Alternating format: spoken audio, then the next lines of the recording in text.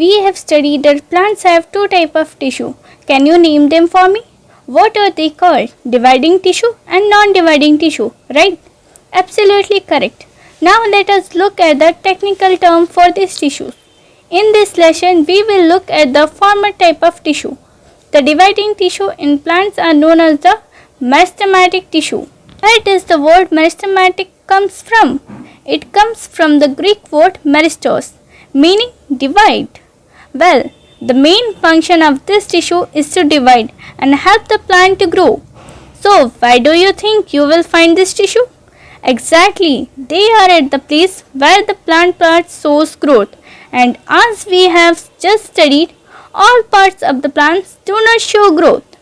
Growth is restricted to only certain parts of the plant. What's interesting is that meristematic tissue is named differently based on the plants where it is found. And do you know how many such parts of the plants have meristematic tissue? 3 different parts, that's correct. 3 different parts have meristematic tissue. The meristematic tissue in each these parts have different names. Let us look at the 3 different types of meristematic tissue. First is the apical meristem, the second is the lateral meristem, and the third is the intercalary meristem. Do not be laid down by these difficult names. Let me make them easy for you to understand.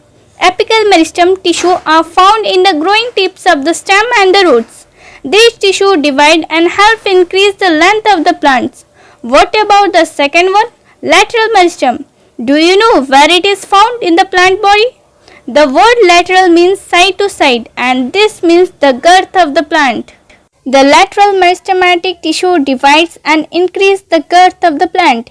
Apical increases the length and lateral increases the girth. This girth of the plant is also known as the cambium of the plant. What about the last tissue type? Intercalary. Where is this tissue found? This tissue is found at the base of the leaves or the internodes. These species here are known as the nodes. What do you think this tissue will do? They will facilitate the growth of twigs into branches, as these tissues are very active. The cells in these tissues are filled with cytoplasm. They require a lot of energy and nutrition to carry out various functions of the tissue. But do you know something interesting? As the initial stage, these tissues do not differentiate into any specific types. Once they divide and mature after completing the growth of the plant, their characteristic changes. They are differentiate into the components of single tissue. Division of liver takes place after maturity. Until then, all the meristematic tissue exhibits the same function of simple growth of the plant.